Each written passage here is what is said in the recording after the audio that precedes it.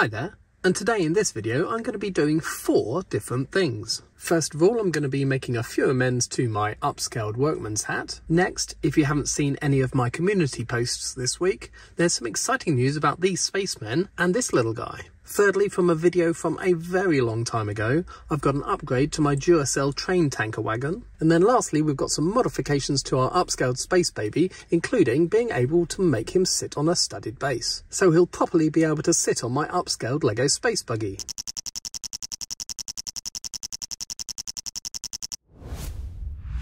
And as always, a quick shout out to all my channel members. Your support for the channel is greatly appreciated. And if you'd like to support the channel, you can click on the join button below this video and find out how to become a member and how you can get your name on a brick. So firstly, to my upscaled construction hat. I was absolutely inundated with comments on suggestions on how I could build the other 4 ridges on the hat, the ones on the diagonals, as well as the 4 that I'd already built. Firstly, a lot of people pointed out that on the original hat, the ridges that go around, they stick out as the side when they meet the rim of the hat, but also when they get up to the top, they're also higher than the top of the hat is when they get up here, so they stick out all the way up. Whereas on mine, I made them stick out half a stud when they were down at the brim. However, when they got up to the top, they were level with the rest of the hat. Now, a lot of people did say I could just stick a plate underneath them and that would raise them up, and so then they would be sticking out the same amount all the way up to the top. However, I wanted to point out that I actually did do this when I was designing the hat, and this circular plate on top is already 2 plates higher than the rest of the hat is, and once that had done, it did raise this up yet another plate, and it kind of looked really silly, sort of floating high above, when actually in the original hat it's sort of the same level. So I had looked into that, and trust me, if we raise these up sort of a plate higher, this bit end up looking just kind of silly on top. Next, addressing the number of ridges, 4 instead of 8, I had loads of suggestions on how we could build the other 4. They range from using flexible hose pieces, or using clips and bars, or using hinge plates, or even using a flexible Technic axle, which happens to come in red as well. Now again, most of these I had looked at before I actually built the hat, and tried out lots of different methods in Bricklink Studio while I was designing it. But once I'd worked out I could build these 4 ridges using curved bricks, and how accurate those looked, when I tried to combine them with any of the other solutions, the 4 extra ridges just looked a little bit rubbish compared to these 4. I did consider making all 8 out of one of the other methods, but again, once I'd found this method and it looked so accurate, I couldn't then go back to one of the other ways, which is why I decided to end up with just using 4 ridges instead of the 8, and giving the impression of the hat using 4 really good looking ridges rather than 8 not so good looking ones. Then next I had some superb solutions from various people, with the problem that I had that these quarter curved plates were only being held on by this one yellow stud in the corner, and that involves opening it up and using some 2x4 rounded tiles. And if we take the top of the hat off, we can see that these corner curved plate pieces are only being held on by that one stud there, and it's the same on both sides. However, what we can do is if we replace this 2x2 jumper with a 1x2 jumper up there, and then remove the quarter tiles and the 1x4 tile, we can replace that whole thing with one of these 2x4 tiles, and then that will sandwich the curved plates in the corner with one stud below but also one stud above. So with those parts removed, if we reinstate the 2 corner pieces like this, and we get our 2x4 curved tile, that sits nicely in the middle there, and those pieces are now held in place really securely. Then I can add in a 1x2 jumper at the front, and that'll help hold in the front ridge. Several other people also pointed out that if I added extra studs in these 2 gaps here on each of the 4 corners, they will help hold those quarter dome pieces down as well, as they will fit inside the circles underneath. So I've added in 2 extra on each corner, and hopefully that means when this piece goes on, it's now a lot more secure. In fact, I can hold up the whole hat just by that one brick. So I'm going to reinstate all the other pieces, and hopefully it'll be a lot more sturdy structure.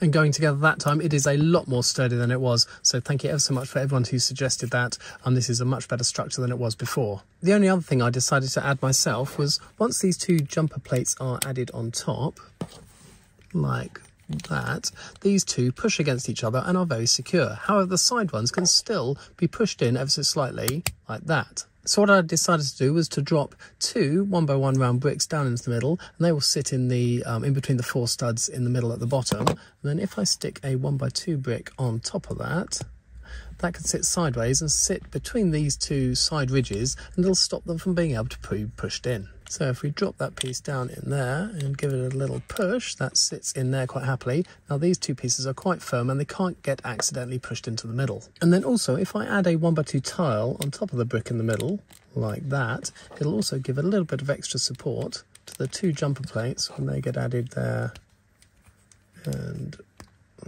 there. So they've now got something underneath them giving them support. So when we add the 3x3 dome, the whole thing is a much more sturdy structure. So thank you for everyone in the comments who suggested the oval tiles underneath the hat, the extra studs underneath the quarter dome pieces, and thanks to me for thinking of the middle support as well. And now that the corners of the cap are supported both underneath and on top, they really are quite firm indeed. And then the only other thing I'm going to add to the hat, because this was added last minute actually during the video and it wasn't planned for at all, I've got 4 of these on order, which are going to go in the corners, but obviously I need them in yellow. So when that sits on top of the head, it gives a little bit extra support and sort of follows the circle of the head as it goes around on the corners. But for now, instead of 2x2 wedge plates in the corners, I've just got 1x1 regular plates. And we can reinstate his hat. You can see those in the corners there, and that now is a much more sturdy structure than it was on the original video. So thank you so much for all your comments. And the next part I'll be making, as I said in my previous video when I made the hat, is his vest with the chevrons on it. Now I've got all the pieces I now need for this, and once we've got all the 1st of June releases and the new Spaceman out of the way, that'll be my next video on this build. And if you watch my channel regularly, you'll probably know that this Sunday we'll be able to complete the dark blue Spaceman by giving him the correct shaped helmet and also a set of blue air tanks instead of the black ones that he's got at the moment. And that's because I'll be buying the new Matteo's spray paint truck set. And also on Sunday, I'll be buying the minifig prize machine set. And we now know that that's going to give us the light greenish blue classic Spaceman and also the pearl gold Spaceman. But if we look back at the original set, there's news came out this week regarding this guy here. Now last September, in the LEGO Store's Builder Minifig Towers, we got Mr. Oz dressed as a dark blue spaceman, and that's obviously where we got the torso from to add to our display. And it's been found out this week that on Sunday, we're getting some more Dreams minifigures to go on the Builder Minifig Tower. And one of those is Mr. Oz dressed in a light blue classic space outfit. And that's the same colour as this guy from the original Everyone is Awesome set. Now, because this is fairly recent news, I didn't have time to place an order for any light blue parts, but fortunately, because I've bought 2 sets of this, I've got the hands from one of these minifigures, and I've still got all the parts from when I took the original one apart. So that means this Sunday, as long as the parts are available in my local store's Builder Minifig Tower, we're not only getting the pearl gold Spaceman, we're not only getting the light bluish green Spaceman, we're not only giving the dark blue Spaceman an upgrade, but we're also getting the torso of a light blue Spaceman. Now, unfortunately, we don't have any air tanks in this colour or any helmets at all, not even the motorcycle-shaped helmet, let alone the classic space-shaped helmet. So there'll be no spacewalks for the light blue spaceman. He'll have to have something else on his head and stay inside away from the vacuum of space. So I'll be at the Southampton LEGO store bright and early as soon as it opens on Sunday morning, and I'll be buying all those things and completing my display by adding 3 more spacemen and upgrading another one. So by the end of Sunday, this will have grown 3 stripes and we'll have 15 spacemen in total. And I'm sure before long, LEGO will release a very large and very expensive set, which will contain a set of light blue air tanks and a light blue helmet. But we'll have to wait and see what that is and when it's going to come out. So on to item 3 out of 4. Now, if you're a long time watcher of the channel, you may remember that ages ago I built a whole load of branded train tankers for my LEGO Railway, and my favourite was the Duracell battery one. And I liked it so much I also built a vintage version of the same thing. Now this week, while I was buying all the parts I needed for my LEGO Construction Man's vest from a Bricklink store which I'd never bought from before, called Peace Out, run by Simon, and it's an absolutely amazing store. Simon's a great guy, absolutely hilarious to chat to on email, and I'd thoroughly recommend his Bricklink store to anyone who's buying. But anyway, while I was rifling through his store, buying all the parts I needed for this guy's vest, I discovered that since building my Duracell tanker, I found that the 6x6 dish piece that I put on the end now comes in gold. Now, when I originally built it, I obviously put a black dish piece on this end, but as they didn't make the dish in gold, I put a light bluish grey one on this end. And I kind of convinced myself that it looked more like a battery this way, with the bit sticking out for the plus terminal. But I was never completely happy with it, and now this gold dish has been released, I think we need to swap this over. So we can pull that dish piece off, see all the lovely rainbow bricks inside, and what we're going to do is replace it with this nice new gold one. Marry the ends up, and that looks so much better than it did. Now with the lacquered finish on these gold pieces, they do look ever such a slightly different colour, but I still think having a gold end on the end looks better than having a light bluish grey. But let me know what you think in the comments below. Also let me know, do you think I should try and get a 2x2 round gold tile to go on the end, or just leave it with its 4 studs? In any case, that's 3 of the 4 things done in this video, and our Duracell tanker now has its upgrade. And on to the Space Baby. Now we haven't got many modifications to do with the Space Baby. We've only got these red parts here that we need. However, I am one part missing. I have ordered it and it hasn't arrived in time for filming. However, if it arrives before I finish editing and uploading the video, I'll drop an image of the Space Baby in with the extra piece towards the end of the video. Now the first thing to do is to remove a few of these studs on this side and give it a little bit of a more smooth look. And the first one we're going to do is this one up in the corner here. So if we remove his arm, we can just take off that 1x1 plate up there and change it for a 1x1 tile,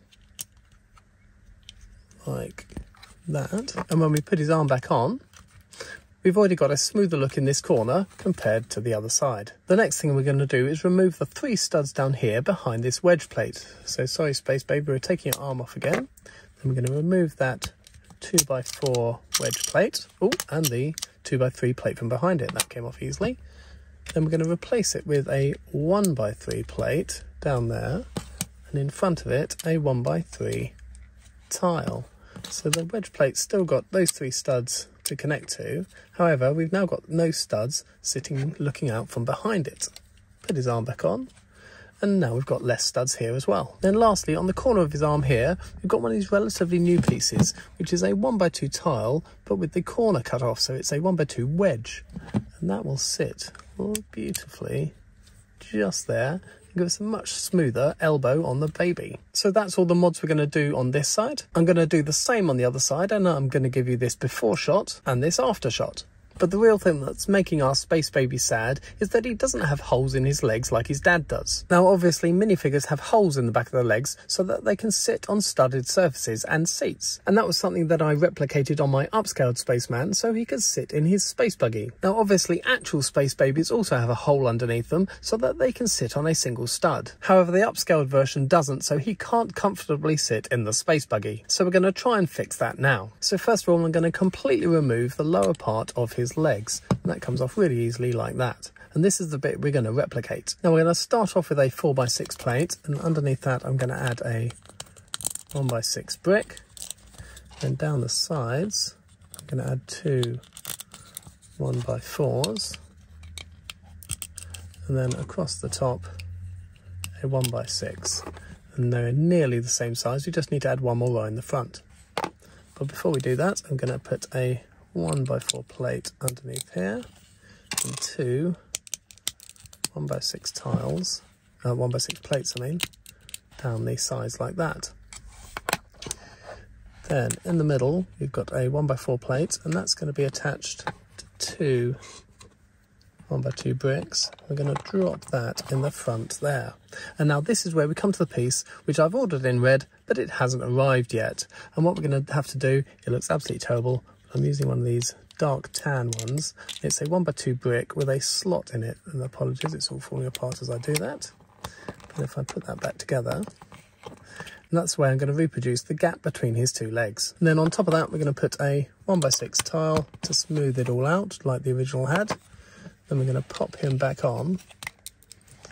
And unfortunately it doesn't look great without having a red piece there, but it gives you the impression of what we were going for. But it does mean that he now does have a recessed hole in the middle, which means he can sit on the space buggy. So let's do that now. So here we have the space buggy, and now instead of just perching on top of the studs, he can actually sit on a stud as he should. Or he could even sit on one of the side plates next to his dad as they drive along. But you can see it's the standard 4x4 recess that fits neatly over an upscaled stud. And having said that, yes, he can sit next to his dad as he drives along. However, I've found out, yeah, we've got to remove one of his arms to do it. So it kind of looks okay from this side, but not so great from the front. So we've done a whole host of things in this video. We've modified the construction helmet, we've modified the Duracell tanker, and we've modified the space baby. And we've also got potentially excited about yet another coloured spaceman. So stay tuned for my next video where I'll be visiting the LEGO store and adding all those new spacemen to my display. As always, I'd love to hear your comments about anything I've done in this video. If you've liked what you've seen, please do give it a thumbs up. If you want to support the channel, please click on the join button below. But of course, please subscribe for more LEGO videos.